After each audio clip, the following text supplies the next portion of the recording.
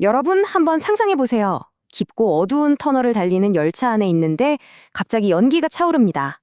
비상벨이 울리고 사방은 암흑인데 바로 그 순간 열차는 어떻게 멈추고 수많은 사람들은 어디로 대피해야 할까요?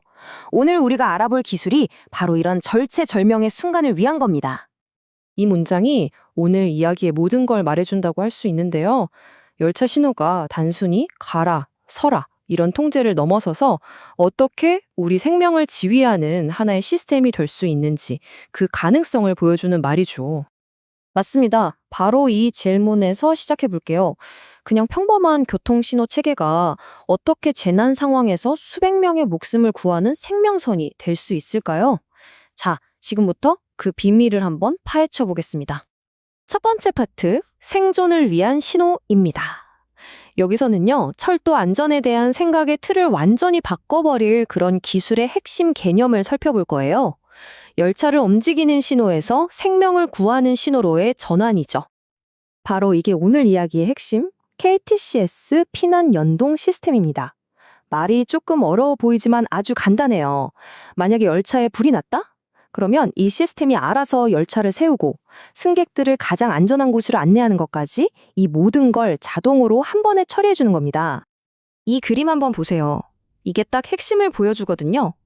열차를 멈추게 하는 신호랑 사람들을 대피시키는 신호가 따로 노는 게 아니에요. 이 두 가지가 마치 하나의 톱니바퀴처럼 딱 맞물려서 동시에 돌아갈 때 비로소 어떤 빈틈도 없는 완전한 안전이 만들어진다는 아주 강력한 메시지입니다. 자, 그럼 이 시스템이 얼마나 빠르냐?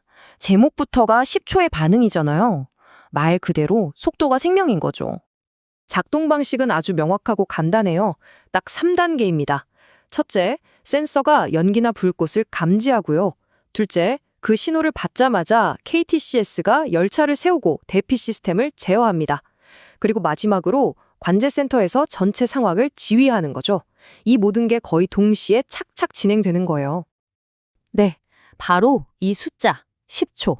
이게 정말 중요합니다. 방금 보신 감지, 제어, 지휘 이 세 단계가 단 10초 안에 모두 끝나야만 골든타임을 확보하고 생존율을 극적으로 높일 수 있거든요. 재난 상황에서 1초가 얼마나 소중한지 생각하면 정말 엄청난 속도죠. 더 놀라운 건 이 모든 게 단 하나의 신호로 시작된다는 거예요. 화재 감지기에서 나온 작은 신호 하나가 마치 오케스트라 지휘자의 손짓 한 번에 열차 제어, 피난 유도, 재연, 통신, 관제라는 이 5개의 거대한 시스템이 일사불란하게 움직이는 것과 같습니다. 그럼 도대체 어떤 것들이 모여서 이렇게 빠르고 정확한 대응을 만들어낼까요? 시스템을 한번 자세히 뜯어보겠습니다. 화면에 표가 보이죠?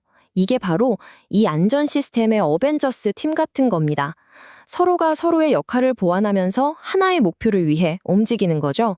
열차의 두뇌인 KTS-3, 탈취를 돕는 피난 유도, 연기를 막는 재연, 그리고 끊기지 않는 통신망, PSLTE와 이 모든 걸 지휘하는 OCC까지 정말 든든하죠? 그 중에서도 핵심, 바로 두뇌 역할을 하는 게 KTCS-3입니다. 평소에는 열차의 위치와 속도를 실시간으로 감시하다가 비상신호가 딱 들어오면 0.1초의 망설임도 없이 열차에 비상정지 명령을 내리는 모든 안전 절차의 시작점인 셈이죠. 그리고 이 모든 자동화 과정을 지켜보고 최종 결정을 내리는 총사령부, 바로 OCC, 종합관제센터입니다. 시스템이 자동으로 움직이더라도 전체 상황을 한눈에 보면서 구조팀을 투입하는 것 같은 인간의 최종 판단이 필요한 순간을 책임지는 곳이죠.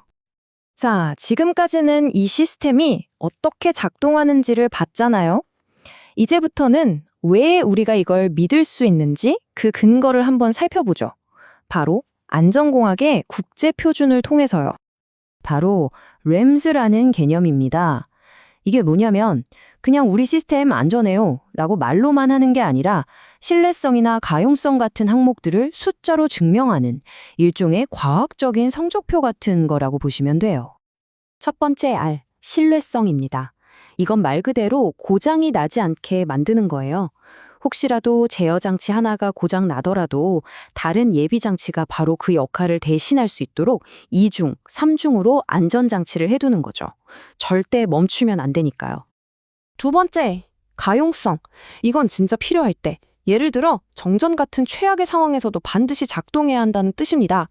그래서 예비 전원이나 백업 통신망 같은 걸로 99.9% 항상 깨어있게 만드는 겁니다. 마지막 S, 안전성입니다. 결국 이 모든 것의 최종 목표는 사람의 생명을 지키는 거잖아요. 열차를 자동으로 세우고 유독가스를 제어하고 최적의 탈출로를 알려주는 이 모든 기능이 하나로 합쳐져서 인명보호를 최고 수준으로 끌어올리는 겁니다. 자, 이제 거의 다 왔습니다. 마지막으로 이 기술이 앞으로 어떻게 우리 곁으로 다가올지 그 미래를 한번 그려보면서 마무리하겠습니다. 이게 그냥 상상 속의 기술이 아니에요. 이미 도쿄나 서울 9호선에서 비슷한 기술들이 부분적으로 쓰이고 있거든요. 하지만 진짜 중요한 건 2025년 GTX-A 노선에서 예정된 테스트예요. 이건 지금까지 나온 개별 기술들을 피난이라는 하나의 목적 아래 완벽하게 통합하는 말 그대로 완전체 시스템을 보여주는 첫 시도라는 점에서 의미가 정말 큽니다. 그리고 이게 끝이 아닙니다. 앞으로는 인공지능이 승객이 얼마나 붐비는지까지 분석해서 실시간으로 가장 좋은 대피로를 찾아주고요. 가상현실, 그러니까 디지털 트윈 기술로 수만 번씩 재난 훈련을 해서 시스템을 계속 더 완벽하게 만들어 갈 겁니다. 정말 대단하죠? 오늘 이야기의 결론은 이 한 문장으로 정리할 수 있겠습니다. 열차 신호는 더 이상 운양을 위한 것이 아니라 생존을 위한 것이다. 단순한 교통 신호가 우리의 생명 신호가 되는 시대.